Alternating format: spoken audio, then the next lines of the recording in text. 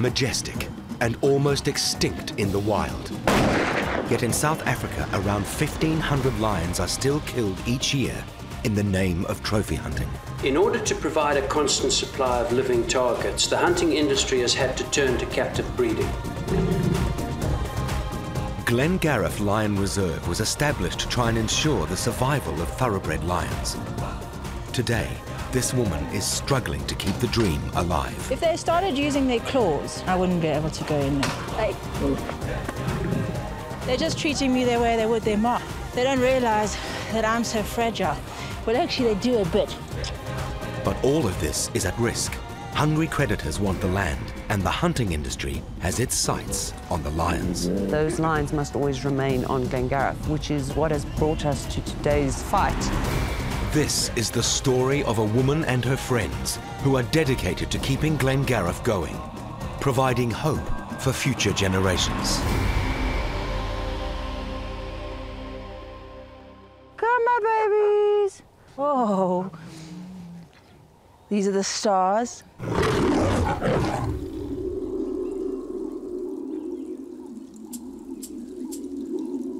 A struggling lion reserve is the last place Andy Reeve expected to be.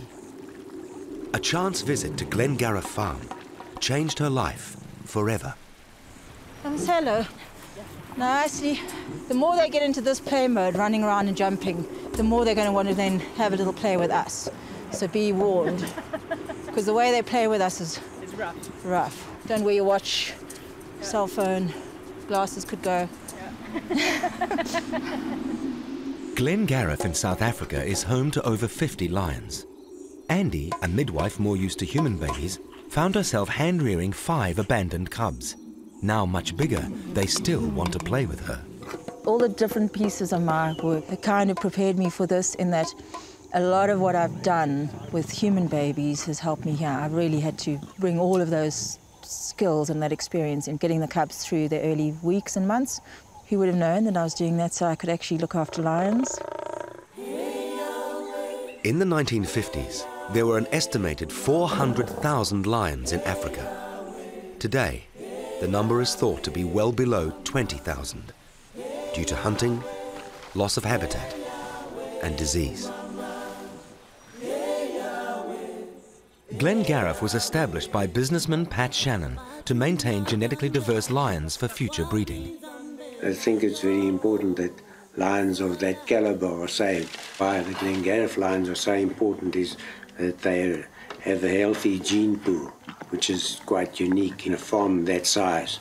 It's the first lions that came there very carefully, genetically speaking, and has kept them pure and built that up. You know, it takes a very big man to build up something like that. I'm very lucky to be the person that now is there, lives there, loves those lions, and I get to live it every single day. The first cubs that Andy looked after were nicknamed the Stars. Now fully grown, they still think of her as mother. So they still feel that they need to be on top of me. And they're a bit big now, but they climb. If I go into this camp behind me, I will have those 2 white girls climbing on top of me. And then the other stars get all jealous because they're, well, what are you doing? And so they all climb on top of me at the same time. I love you, I love you, I love you. Andy first got involved with the reserve when Pat became ill, and his daughter came down to see if she could help. I got on a plane and went to Glengarriff for the first time in like 5 years to go and see if I could help him. And I bumped into Andy, who asked what I was up to, and then I said I was struggling, drowning with admin, and she said, well, I'll come and help you. Initially, Andy was just helping out with paperwork in the city where she lived. Here, she had a busy social life, a family, even karate classes. My karate has been hugely important because dealing with these lions, you've got to brace yourself, you've got to be able, I've got to actually assume a stance, brace myself, and take them when they jump on me. But the karate has helped tremendously also because I can take a blow and I can be a bit bruised and it's not the end of the world. I know without a shadow of a doubt that if I didn't have Andy on the farm, I would have given up because there's no ways I could have done it on my own. How big a role Andy was going to play wasn't clear at first. So Andy came into my life to assist me with generally the admin of Glengariff and not necessarily anything more than just helping me from an office perspective. So we worked on an administration level possibly for about 5 months when something happened at Glengariff and, you know, I needed to get there and I couldn't. And Andy said, I'll go. And she loaded up her kids and got in her car and off she went. It was all new to Andy and her family. New schools, adjusting to a small town, and all the complexities of running a large property. Glengariff has over 862 hectares of land, with herds of wildebeest, blesbok, and the lions.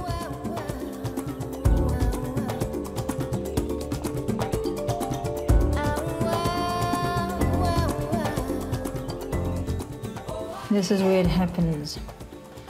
I do a lot of stuff here. In fact, sometimes my children say I live. This is where I live. Notice my doors, like a view of the farm, and I can see what the guys are doing. And productivity stepped up quite substantially when I moved the office up here. I can see everybody. And no, this was Pat's bedroom, when Pat was still here, and he called this the captain's cabin. No, it's still the captain's cabin, just altered a bit. No. Now, I'm curious with the mothers that don't look after their babies. Do you think that happens as much in the wild, or is it a fact that they're in enclosures? The survival rate in the wild is 12%. Here, what we get to see, which you wouldn't see in the wild, is the one that's born prematurely and is in the wild would be abandoned. Lioness with small cubs has to fend for herself, and so she'll only look after her cubs if she really can. It was some abandoned cubs that first captured Andy's heart. However, she wasn't sure if she was ready for such a big commitment. Her daughter had no such doubts. The first cubs were born and rejected, and so we had to make the decision then whether to raise them or let them die. I pushed for us to keep them. Not the biggest animal fan, but I thought that they deserved a chance, so. Tega stood there next to me. She said, Mom, stop asking whether we're meant to stay here. This is your answer. You're meant to stay here. These cubs have been born today. You have all the qualifications. Everything you've done in your life has led you to this point where you can pick these cubs up and save them. And so we did. We picked the cubs up. We put them into our shirts. We carried them home and then treated them much as I would human babies who were in need of stimulation and care. And about 24 hours later, I was so exhausted, I actually just didn't know what I was doing. So lying there with these babies, they scream. They're like alarms. They don't just cry, they sit, there's alarms going off all night. And as soon as one would fall asleep, the other one would wake up and scream. And then that one might fall asleep after a while, the other one would wake up and scream. Then 3 more came, so we had 5. The first 5 cubs were called the Stars after the initials of their names. Tiana, Tundra, Aslan, Rain, and Shannon. This is the first time Sunshine, a guest on the reserve, has been so close to lions. No. Not tasty. One stage you had 15 Cubs. 15 cubs that you were hand rearing. Yeah, from different ages. Then 2 more were born. And I really had to think. I was so exhausted. I was beside myself because the time it took me to move from, the Stars were then all on bowls of food. They weren't on bottles anymore. But still in your house. But still in my house. So I had them in the veranda. I had Tamarind and Tuleli, Saffron and Masala, Ayla and Mulan. All in your house? Yeah, all in different rooms in my house. Then 2 more were born. I was thinking, I don't know about picking these 2 up. Anyway, Michael Tilani stood next to me and he said, Thandi, how can you not? Please, Thandi, save our lions. Save our lions. You have to look after our lions. And I said, but I've got to feed them and I've got no money for formula.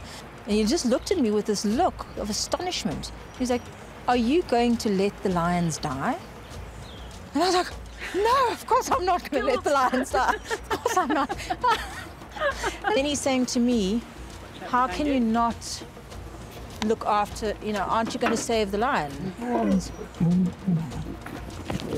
Hey! Some new cubs were given names beginning with S, so they became known as the S Girls.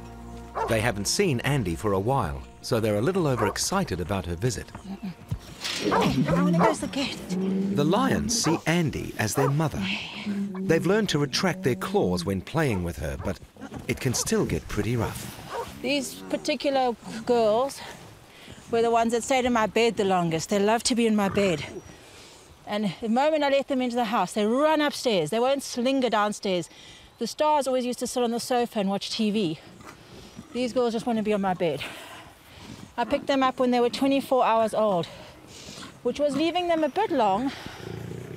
But at the time, I so wanted their mom to look after them. I did. Was there any particular reason why the mums didn't want them anymore? I think they're just not particularly nice mothers. They weren't interested. This girl, Siva, my love, don't tell the others because I love them all. This is Sophia. I love my Sophia. Hey, hey. Yeah, you throw your sister down and tell her to not be cheeky. Don't be cheeky. Don't be cheeky. They're just treating me the way they would their mom. They don't realize that I'm so fragile. No. Girls, enough now. No. Okay. You girls, go away. Micah, you're not helping. You make them upset, Micah. At their last little moment, they must have all thought, game's on. And What is that like a game? Yeah, that's a game. Because they learn how to hunt on their mom. Their mom will let them stalk her, jump on her, play with her.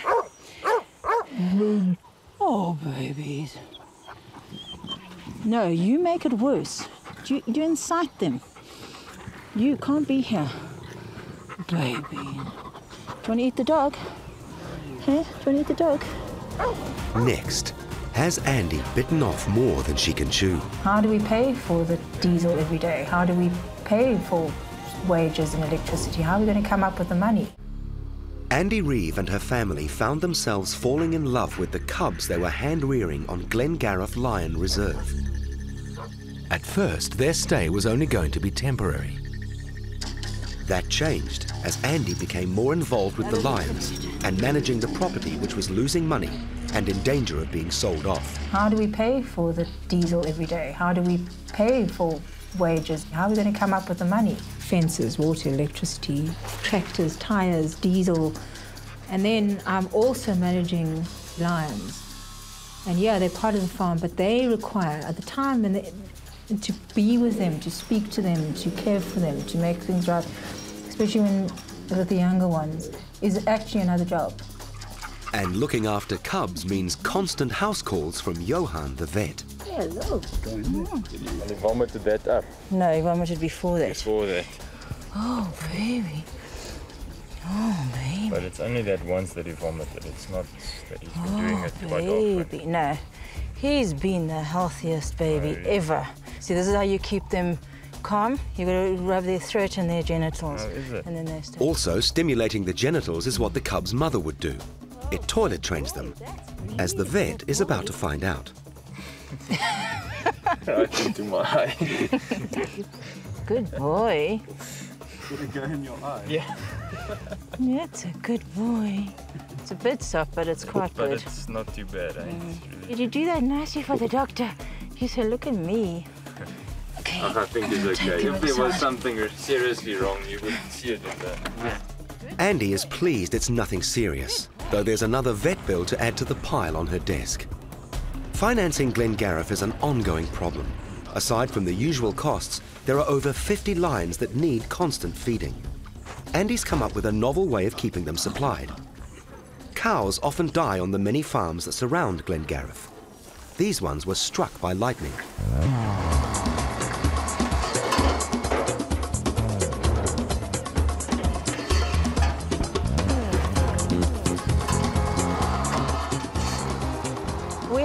fantastic symbiotic relationship between farmers, for instance. When a cow dies, horse dies, whatever dies, they don't want the dead body lying there. They don't want to, we go fetch it.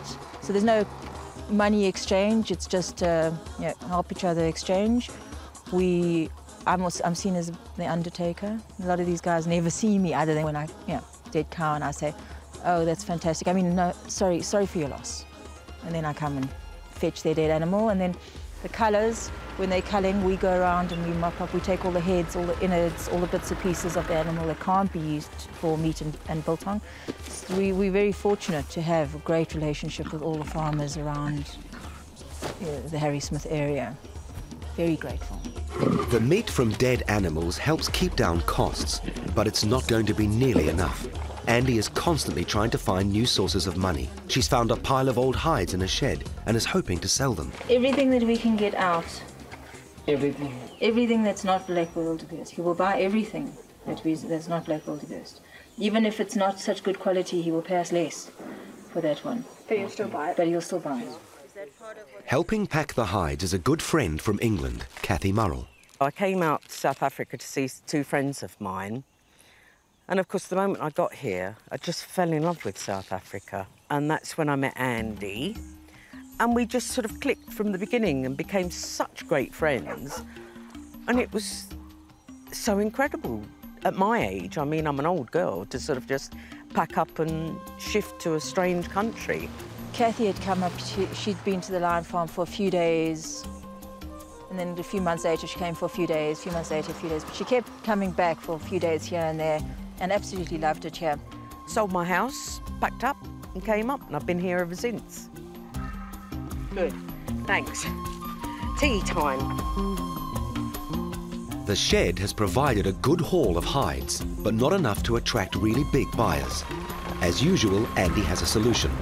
A man in the nearby town of Harrismith has some hides which could supplement hers. Time to pay him a visit. The town, although small, is an important junction midway between Johannesburg and Durban. It has a rich history with lots of tourist attractions, as well as shops that service the local farms. While in town, Andy needs to get some supplies for the reserve. And she needs to find more cheap sources of food for hungry lions. She pays a visit to the local biltong factory. They use good cuts of meat, and offcuts like the heads and the ribs are free to a good home. Every little bit helps keep Glengariff open and the lions safe.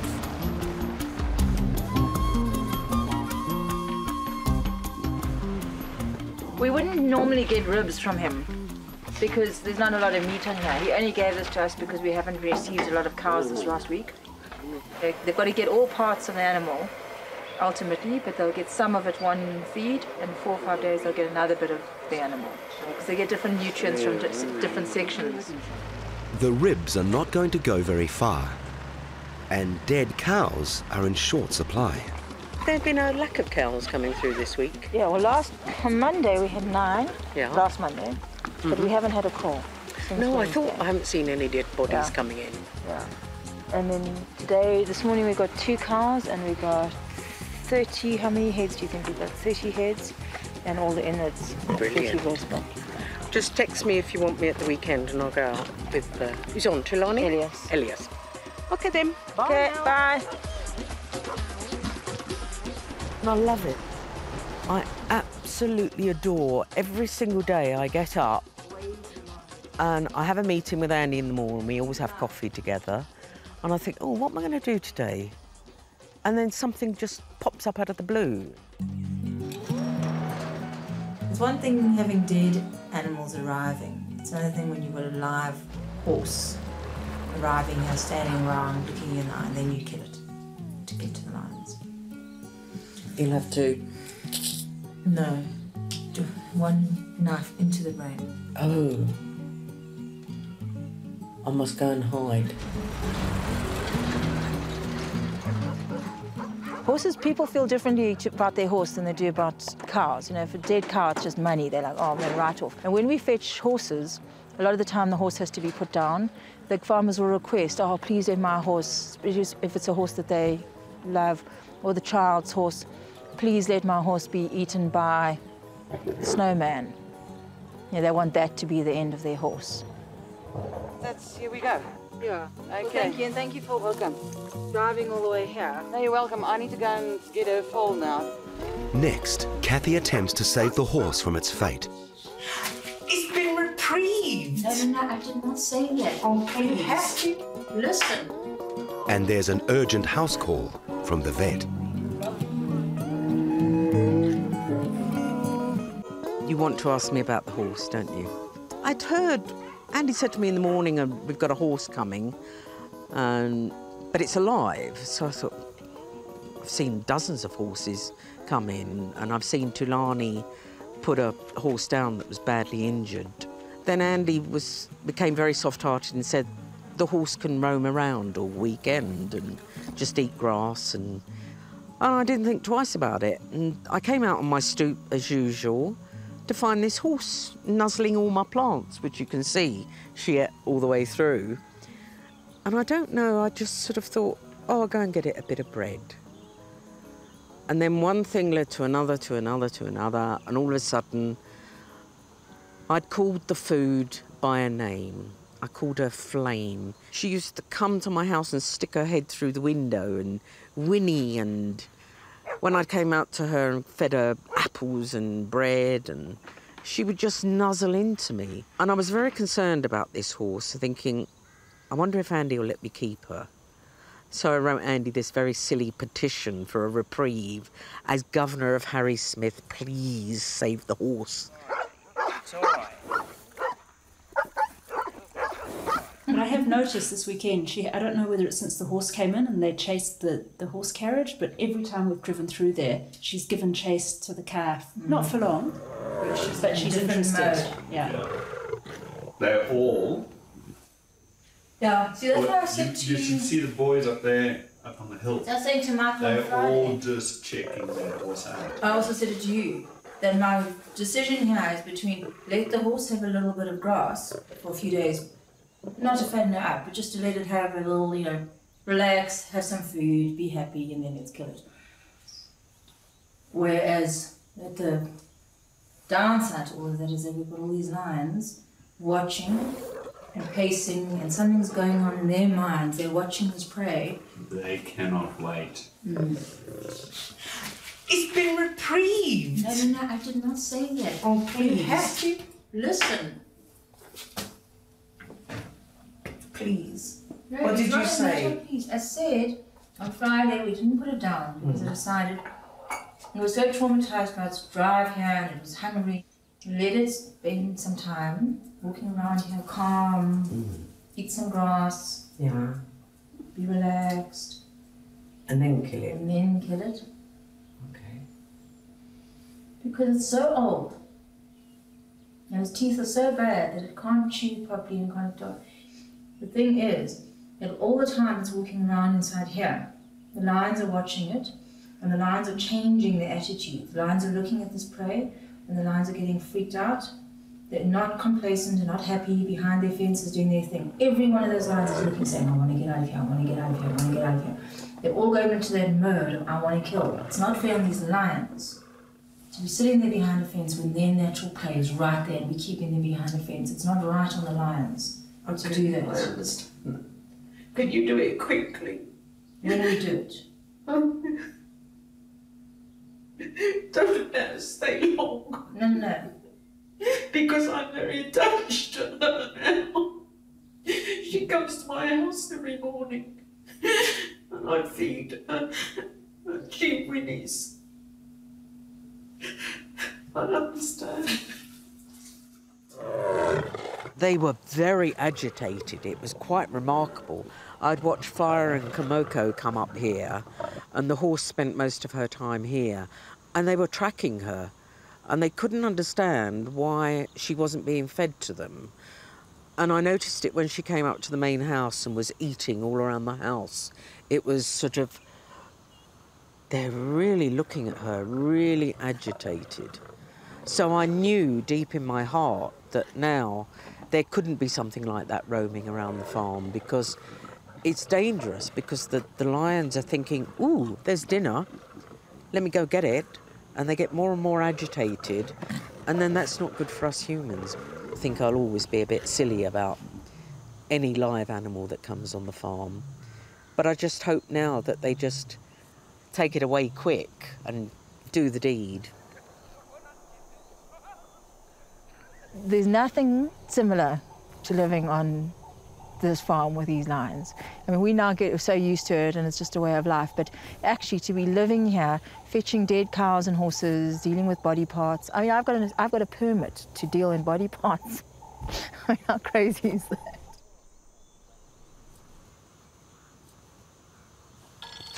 So you don't get involved with the food. It's just a silly thing to do. One drama over, now a new problem needs everyone's attention. One of the lions has injured her paw, and the vet is called in. Johan is more used to looking after cattle and cats of the smaller kind, so working out the right dose of tranquilizer can be tricky. You phone the guys that do it a lot, and you get some advice, and you do it, like they say you do. That's the best way to go. The vet's visit always upsets all the lions on Glengariff. Andy does her best to calm them down while they wait for the tranquilizer to take effect. Before long, Johan can get to work on the injury. I think she stuck her paw through the fence and... Yeah. One of the big lionesses, Eenie, Miney or Mo, grabbed her from the other side. You know, we're mostly production animal vets, so only when Andy calls us we do lions.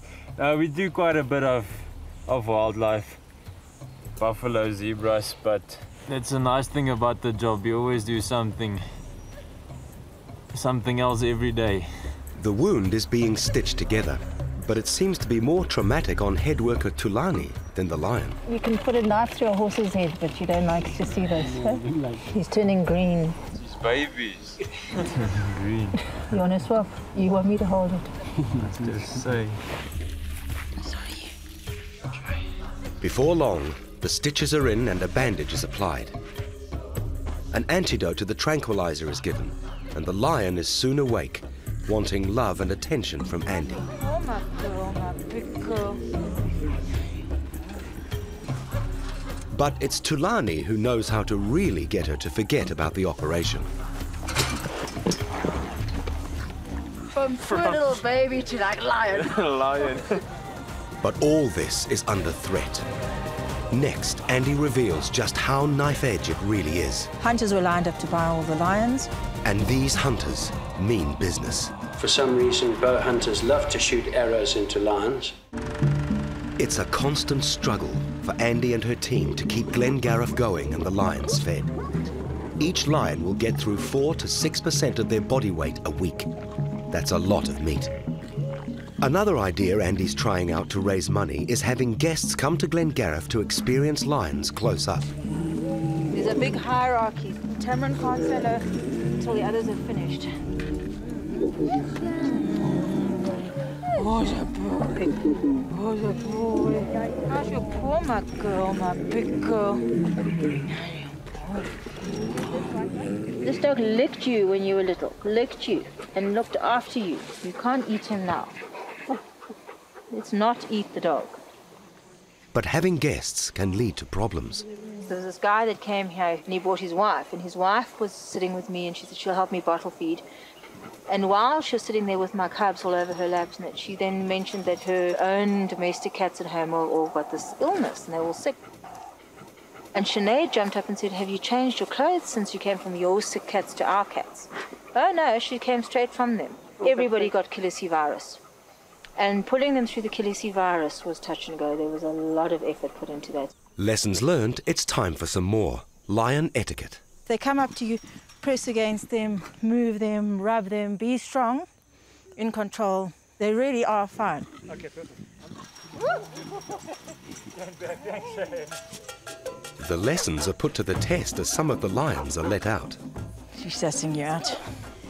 They're not as absolutely in love with me as the Stars and the S-Girls, because when they were born, I wasn't here. I left them in Tortoise Cottage with my mum, so I only took them when they were 4 weeks old. So they're fine with me, but they don't have that complete, like, I'm theirs, ownership.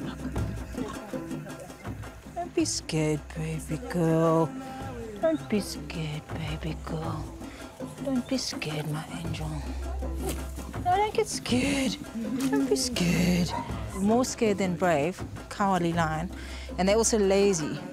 So between being scared and lazy, they learn how to retract their claws when they're about 3 months old. They start, maybe before, not complete in control of it. Takes them a good another 6 months to really have control, but then they'll never put their claws out deliberately onto a person. So if they want to rub me, sometimes they'll sit and rub, lick. They'll never use their claws. Andy could raise significant money by selling some of the lions. But once they leave Glengarriff, she has no control over their fate. Hunters are willing to pay big money to shoot lions. There's also a huge black market in lion body parts, used in alternative medicines. Every inquiry I get about lions is for body parts and for hunting. So the only other way that lions can make money is if we can use them to generate donations or some sort of thing like that. As far as people, the public, just small groups that come in, and if that was happening regularly, they would generate money. So what I only have, Sky, don't even think about it. No. It's time for the lions to return to their enclosures, though getting them back is quite a mission. Tulani has some tricks up his sleeve.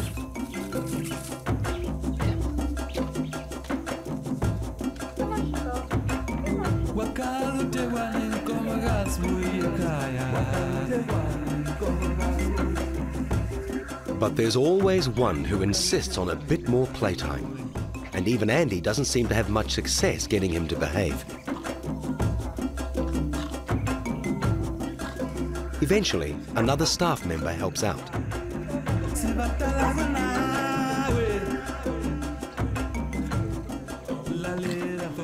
Having guests brings in some money, but it's never enough.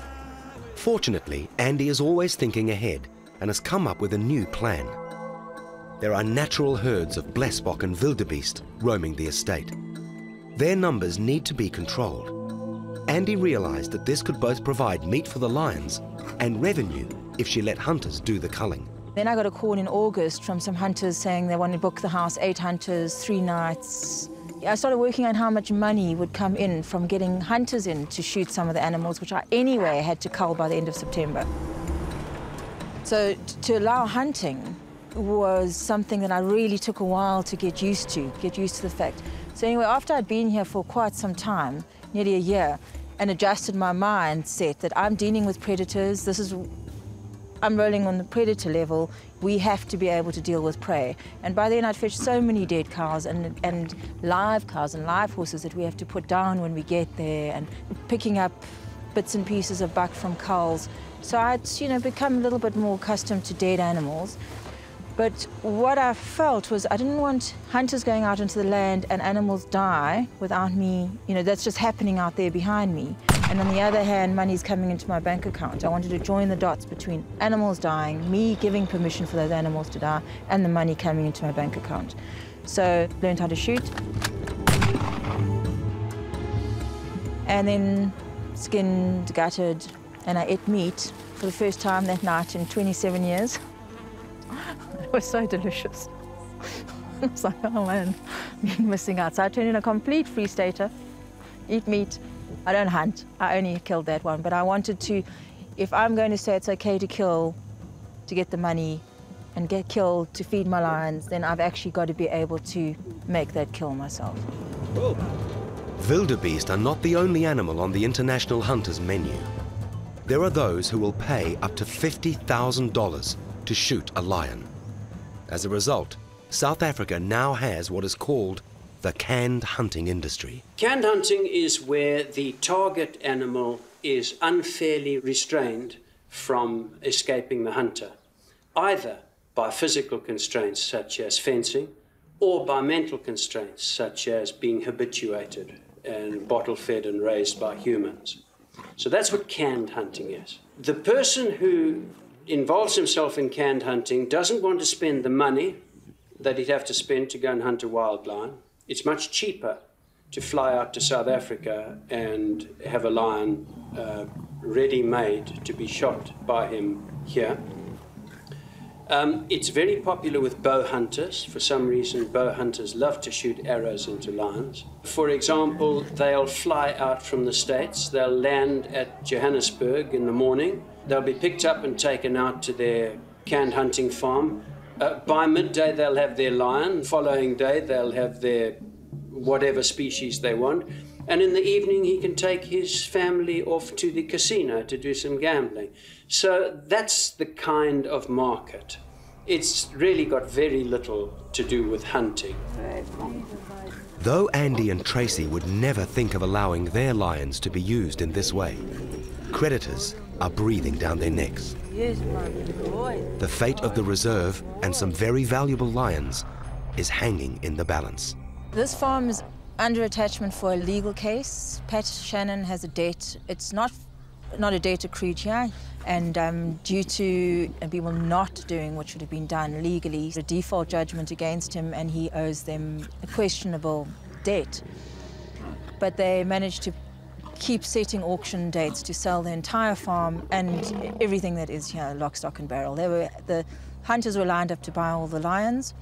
Tracy and myself started fighting with us, to save it. So we need to appoint an attorney who really is just going to facilitate. It's a David and Goliath battle. So far, they've fought off attempts to force the sale of the property, but they have to find more money to cover mounting legal bills. Kathy decided to put up her life savings. I willingly gave it up because that's how much the reserve means to me. And living with these lions is just the most incredible thing I could ever wish for. They come before anything, as far as I'm concerned, and it was worth every penny. But the spectre that hangs over us every single day takes its toll. Just how big a struggle this is going to be is coming up next. Andy travels to Johannesburg to meet with Tracy and discuss taking on a new lawyer. Those lions must always remain on Glengariff, which is what has brought us to today's fight in terms of saving our farm and saving the land. The Glengariff Lion Reserve is struggling to stay afloat. Now, adding to their difficulties, comes a legal battle they can't avoid. Well, my darkest fear is that we lose everything and a new buyer will come in or whatever will happen. But my biggest fear is that the lions will be killed, they'll be shot.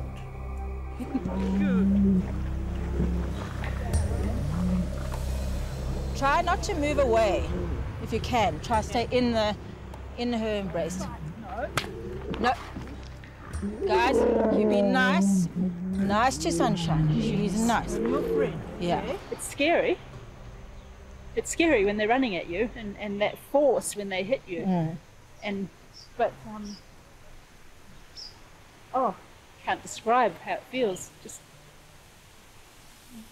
I have this urge to just wrap them up in my arms and hold them. From when they were born, I already started loving them. Within the first few days, I was ready to give up my home and my life and my everything for these lions, you know, these 5, the stars.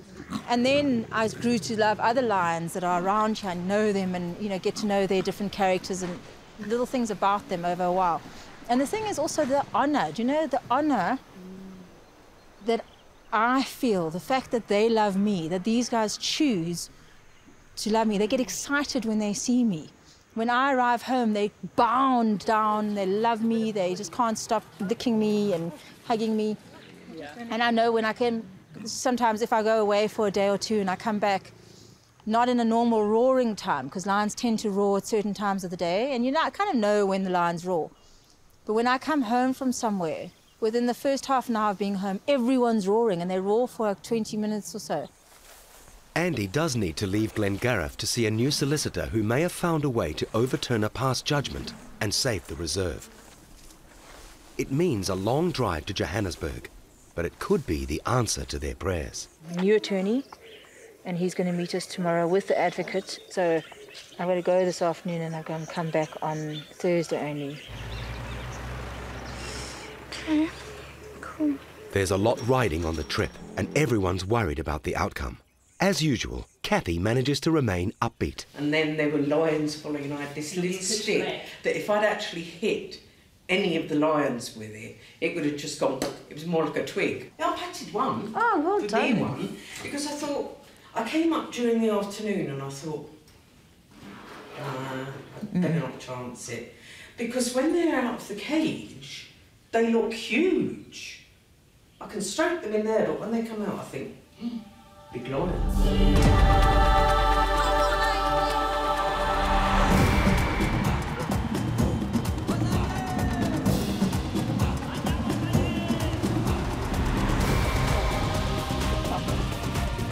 I really think that if something were to happen, I'm hoping that the rapport I've built up with them, if I say no fire, that he'll actually listen and maybe won't eat me. But if they eat me, God, what a way to go, huh? I mean, it's just amazing. I could be in London and knocked down by a bus or have a heart attack, but do you remember that Kathy Murrell? She got eaten by lions. Way to go.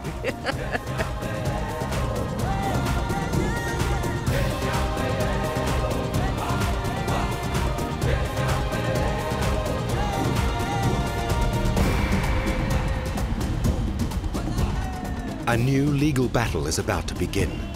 Though no one is sure how they will fund it, Tracy knows that somehow they must find a way. We now have a very clear understanding of what our purpose is with Glengariff. We believe the land now belongs to those lions. From the day Dad moved that first lion there was, in my understanding, looking back on it, he gave that land to the lions.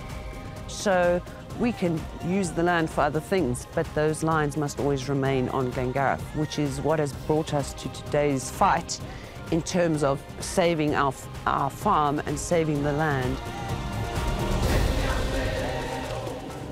And we fought all through the last couple of years, and we continue to do so. But I don't know where it ends, and when you sort of worry about things like this in the middle of the night, that's when the horrible stuff comes to the surface, and you think, we could lose all this.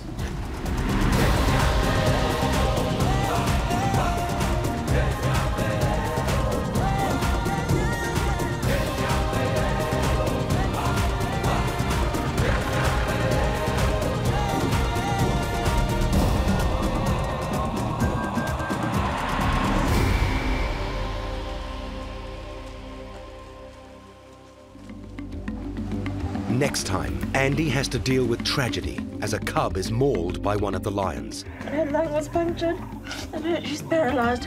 Two very special guests arrive, but these new lions need an urgent house call from the vet.